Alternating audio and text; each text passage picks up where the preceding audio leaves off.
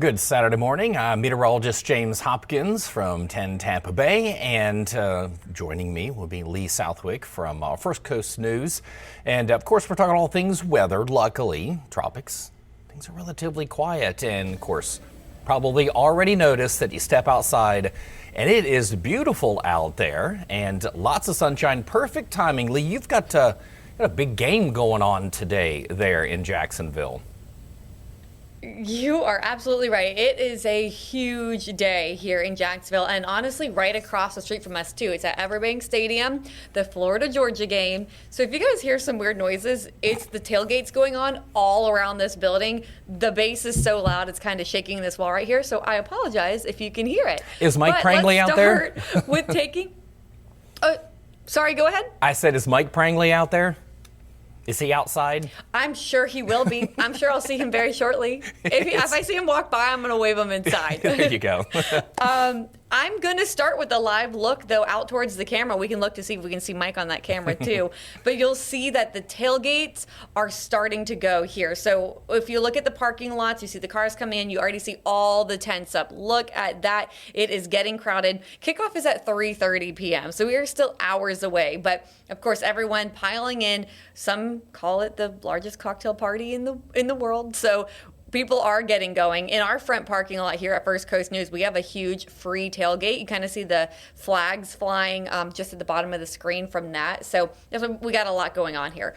But it has been a chilly start. Now we're moving into the 11 o'clock hour, so we have finally moved into the 60s. We have been in the 40s and 50s all morning, but now downtown sitting right around 62 degrees. And not too much of a breeze, not making it feel extra chilly like it has been recently.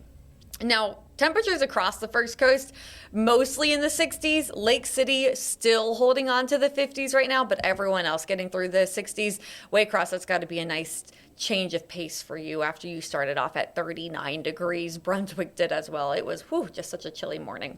So here's a look at the next couple of hours, specifically for downtown. We're going to continue to get through the 60s and then into the 70s. So while a lot of people have long sleeves on out there right now, you're not going to need that for much longer. Well, let me rephrase that. Some of you won't need it for much longer.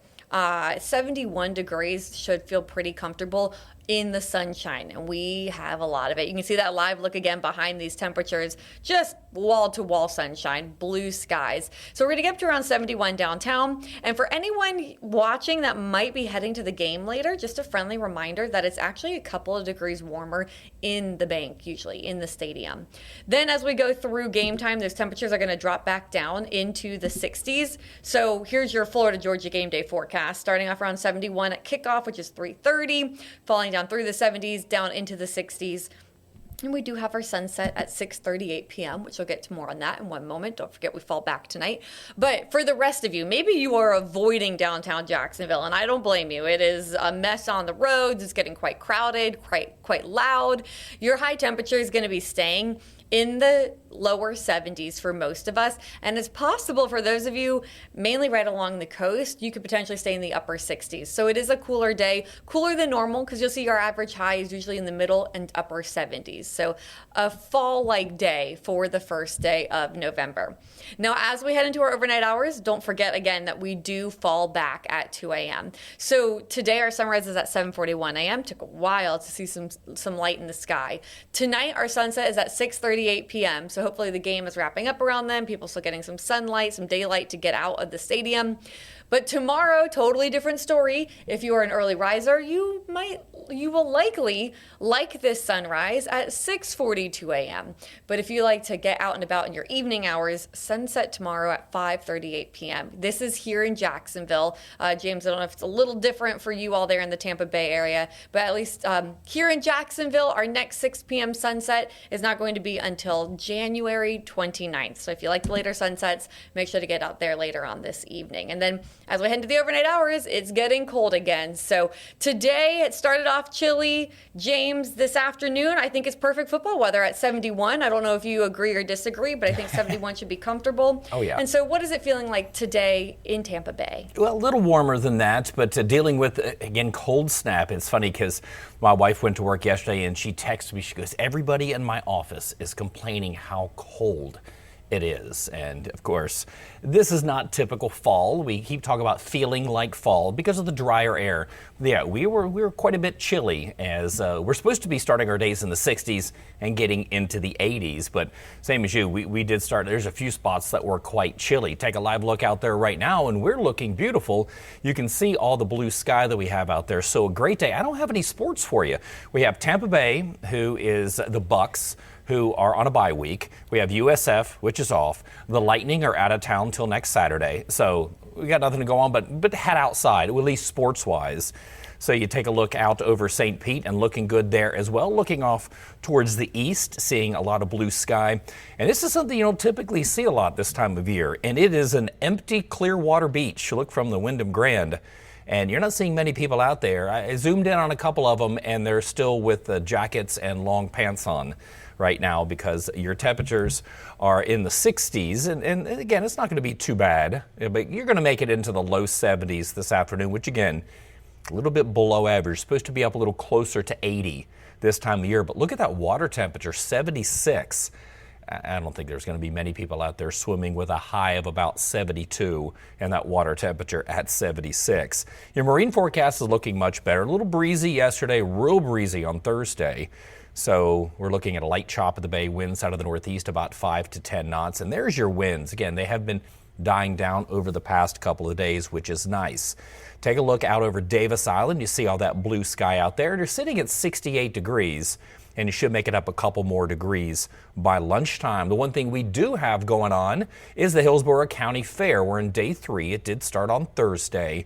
And for today, if you want to head out again by lunchtime, you'll be about 70 degrees. And 4 p.m., there's your high for the day, about 76. Once the sun goes down, we are going to see those temperatures dropping pretty quick. You see 67 degrees at 8 p.m., still not too bad. The fair closes at about 10. But Ian, you want to talk about a chilly start to the day. Here's this morning, and look at Crystal River. Brooksville officially made it into the 30s. 39 degrees. That's cold. Tampa, not too bad. Again, you're at 55. But 59 for St. Petersburg. That was one of the warmer spots, just shy of 60. And your dew points are on their way back up. So temperatures right now, again, we have upper 60s for most, mid 60s along the coast, with the cool spot being all the way down in the southeast at Sebring, sitting at 62. But this is why, again, once that sun goes down, our temperatures drop relatively quickly with those dew points in the 40s and 50s. Most of us are in the 50s, and the dew points will be going up a little bit tomorrow and into Monday.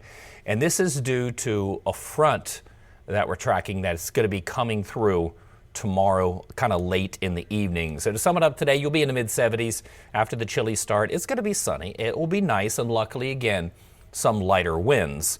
So that's not going to be a big issue. As we go into tonight, a couple degrees warmer. Again, we started this morning at 55. You'll be 58 tonight to early tomorrow morning. So a nice, cool, but comfortable evening with those mostly clear skies. And then for tomorrow, this is really our best chance of rain we're going to have for the extent, at least the next 7 days. We'll be near 80 degrees tomorrow. Again, our normal is 82 for this time of year. So we'll still have a nice start, but those clouds will build.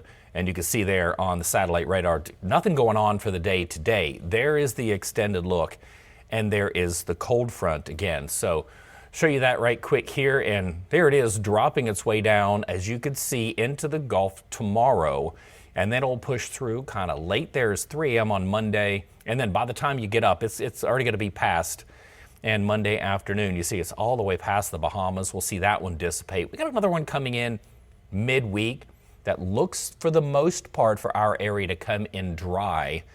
It'll stall kind of briefly before it'll kind of dissipate as we get towards next weekend. Now, what we're going to see is just our dew points going up a little bit. And Lee, again, with this nice, calm, comfortable weather, I'm sure you're tracking this cold front as well to see if maybe we have a potential for some rain. Been kind of dry across the area. Of course, we're now officially in the dry season. So, Lee, what are you looking at with this cold front coming in for Jacksonville tomorrow?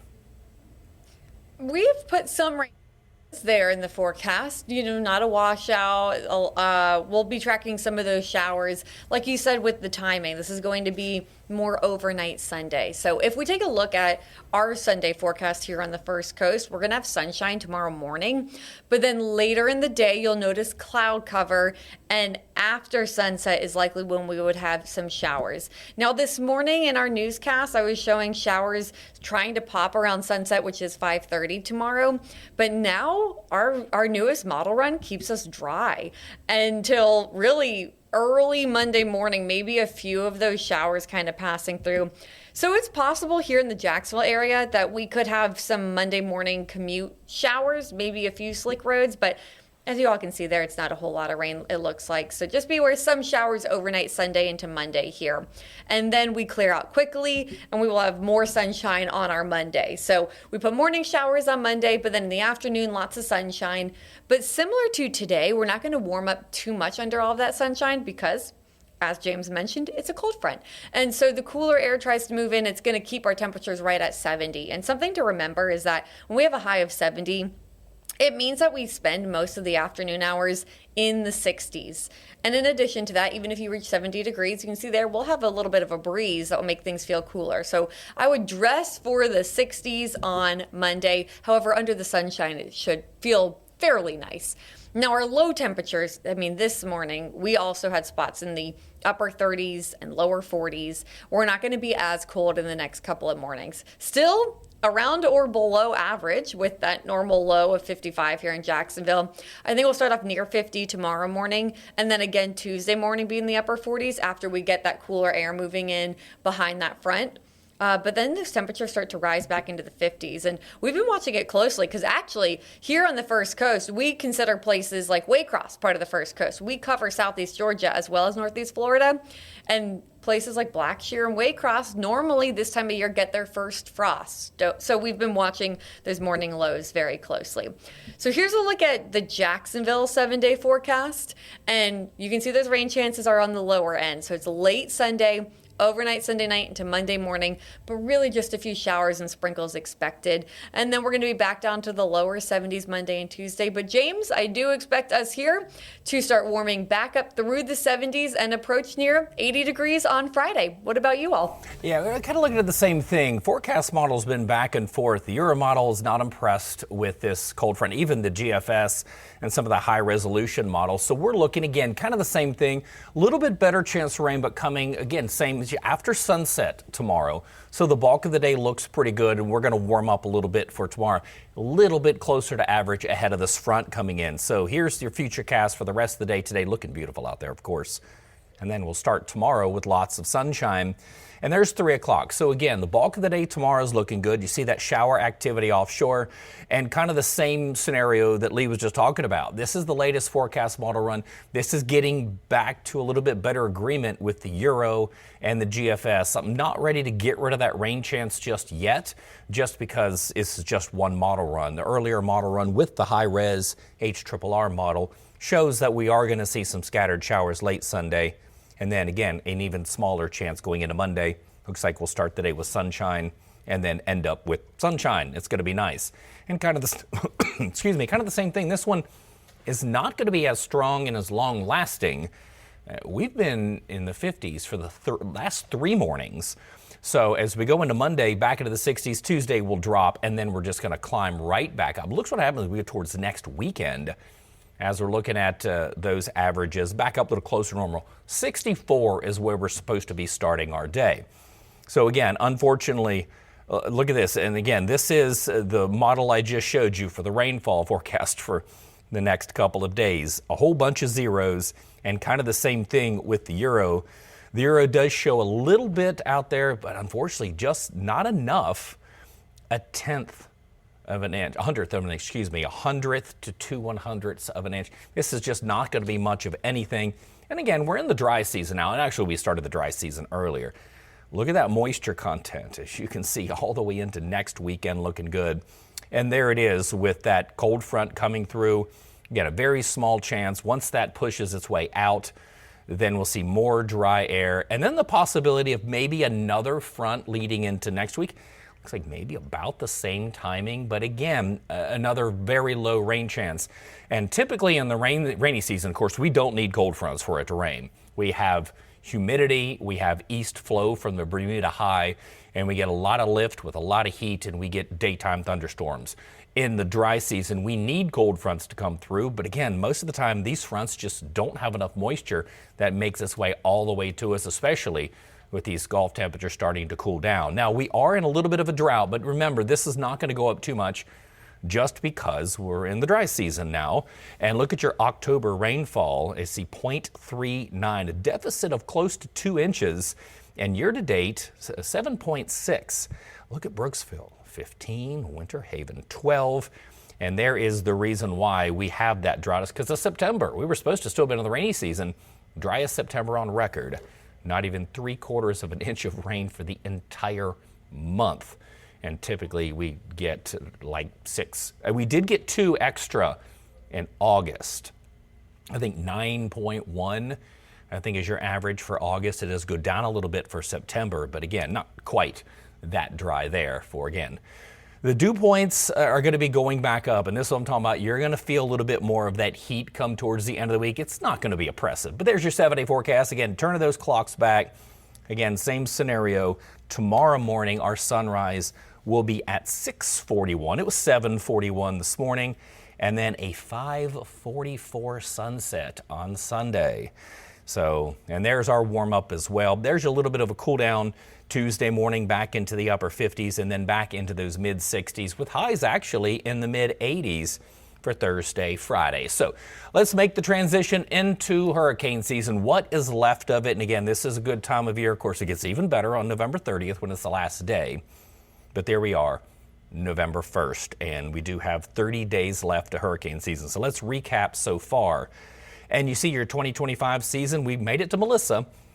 And the extended models don't show. I was looking at the AI models, even the GFS, which is usually pretty robust on getting anything, just doesn't show much of anything. It's not completely vacant of activity like some of the other models are. But you can see there what we've had so far this season. So we've had 13 named storms, 5 hurricanes, and 4 major. Now, when you look at it, 14, 7, and 3 are your normal. So 13 named is 1 below normal, 7 hurricanes, which is 2 below normal, and those 4 major is close at 3. So again, that's what we're calling it near average.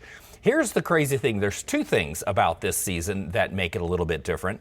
No landfalling hurricanes so far, and again, the extended looks pretty good that we could keep it that way. The last time we didn't have a landfalling hurricane was in 2015. The only thing we did have making landfall in South Carolina was Tropical Storm Chantal. Here's the other thing that is crazy about this season. We've had 3 Category 5s. There's only one other season on record that had more than 2, and that was 2005, where, of course, they had 4. So when we talk about Melissa, look where it ranks for the strongest Atlantic storms, and this is due to pressure. Pressure is typically what they use to determine strength. And as you can see, there it is, tied for 3rd with the 1935 Labor Day hurricane at 892. And the unfortunate thing about this is that is what it was at landfall. You look at Milton at 895, that was not at landfall. So it did start to weaken. Melissa was in the process of strengthening. And look, there's Hurricane Wilma on top, still the strongest when it comes to pressure and wind speed. So here's your wind speed. Allen is the strongest hurricane on record at 190 miles per hour. Melissa, Milton, Dorian, Wilma, and that Labor Day hurricane are all tied for second. There's 5 of them at 185. And we've got some video, I believe, of Jamaica. We had some before and after. So we had some power outage maps and some video. If we could pull up some of that video, and you could see some of the relief efforts going on, trying to get cleaned up. And this is this is going to be a while. So us here in Tampa, we understand what this is like. Now, not like at this extreme. I mean, look at that. It's just, there's really no building that you could build that can handle sustained winds of 185, and they were recording wind gusts of 215. So again, just devastation. And the power outage, I mean, look at that. It's just, and Kingston is what you see on the right, bottom right. That is what I would say really got the minimal amount of damage, because it did make landfall on that southwest coast and did push its way up. Even Montego Bay, where the airport is, you see that. So unfortunately, there's a lot of these areas that it is going to be a while before they get the power back on. The infrastructure is just, again, has been devastated. Now, again, saying that with Melissa hitting Jamaica there, it did damage in Cuba. It did some damage in the Bahamas as well. Don't want you to fall for any of those scams out there when it comes to trying to donate. Now, what you could do is you can text and you can get a complete list here. So look at your screen there, and you can text donate to 727-577-8522. And what we'll do is we'll send you a list of places that you can donate. Because again, I know it's been a while, Lee, since Jacksonville has had to deal with anything like we dealt with last year with Milton, with Helene, even with Debbie. We got flooding, we got surge, we got all of it. But we got all of it spread out over the course of months, where Jamaica got it all in one morning. So that is something that people need to kind of help out. And again, and to do that, you can text that there as well. So it's been a while for Jacksonville, luckily, but you've been watching those extended models to see what could potentially come. We got one more month left. What are you seeing out there with those models? And, like you said, we have one more month left, which is something I've been hearing a lot here locally. Unfortunately, people saying, hey, we made it through the season. And so, again, I just want to press home the point that we are not done with the season yet. We had Hurricane Nicole a couple years ago in November. It is still possible to have landfalling hurricanes in the month of November. And James, you're right, too. Something that maybe my viewers who tune into streams a lot are tired of me saying. I don't mean to diminish anyone's experience with any sort of tropical systems, because here on the First Coast, we actually did have impacts from Helene, from Milton. We had power outages, trees down, some homes were destroyed, especially in Waycross, where trees fell on homes. But here on the First Coast, we have not had a landfalling hurricane, a direct hit from a hurricane, since Dora in the 1960s. So while we had hurricane force gusts in places like Waycross when Helene came through, we actually did not have hurricane impacts. So while people here in Jacksonville think that they have been through a hurricane and that's why they could stay if one threatens, unless you've been here since the 60s and you lived through Dora, here in Jacksonville, you've not lived through a landfalling hurricane. And so I'm really glad that you put that donation number up, because Jamaica needs all of the help that they can get. I know we've done stories on aid already on the way to Jamaica, but it's just going to be a really long, hard recovery process for them. The good news is here for over the next 7 days, no areas of possible formation being watched by the National Hurricane Center, which is always a relief to see. Melissa went post-tropical. It's not being monitored anymore. And so, James, now for the next week, looking quiet. I didn't mean to say the Q word. It makes me nervous. But, I am always glad to see this where it's no areas being watched by the National Hurricane Center. But Absolutely. We, of course, have tools that look out beyond as well, 2 weeks and beyond. Yeah, and looking at, like I mentioned, some of the AI models, the European model, it really, with Google has a good AI model. Absolutely nothing, which is fantastic. And you'll see some lows kind of here and there. But this is the time of year that we start to transition our focus of the tropical origins. And whenever looking at this map of the tropical origins, as you can see, likely it's there in blue, some of that track kind of follows Melissa. And so here's the thing, and this is one thing that, again, we typically talk about. So in the month of November, we average one storm every 2 years in this region. But that's not kind of the region we're watching now. So look at this and look around Jamaica. So this map last week was kind of this orangish red color, but you see what happened when Melissa moved, and you can kind of easily see the track there. What we had was upwelling. One of the reasons why Melissa became so strong so fast was not just because that water temperature was warm, it was because of the depth of how warm that water was going down. So as you can see, you zoom in, Jamaica, actually very low heat potential, which is good. But look at the Western Caribbean. So over the course of November 5th through the 11th, the Climate Prediction Center puts this out. And this doesn't mean that they see anything developing. This just means that this is the area which has the highest potential. And you still see it's less than 20%. So what we have is, of course, La Nina conditions going on right now and those very warm water temperatures. And then look at the week after that, kind of same area, south of Jamaica, all the way into Central America. And this goes all the way through November the 18th, because again, look at those water temperatures that are in the mid 80s. So still have the fuel down there if something was to develop for it to turn into something tropical. So again, you're still looking at, again, around Jamaica, you see kind of that color contour where it's these grays. That means it's normal. So still warm, but again, 1 to 2 around where Melissa was. And if you go here to the west, that little darker shade is 3+. So that is what we're going to be keeping our eyes on as we go throughout the next couple of weeks. And again, I'm not a superstitious person. When I ever say, okay, we haven't been hit by every hurricane, they was like, oh, hush, hush, don't say anything, you're going to jinx it. I don't believe in that. I believe in the forecast models. And Lee, what we're looking at moving forward, like you mentioned, for at least the next week, we're not watching, and those extended models are showing for the next couple of weeks, things are looking pretty good. So, of course, we're going to stay here. We're going to keep you updated on everything.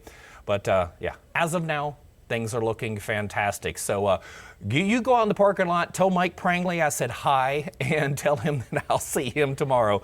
I hope everyone else has a wonderful Saturday.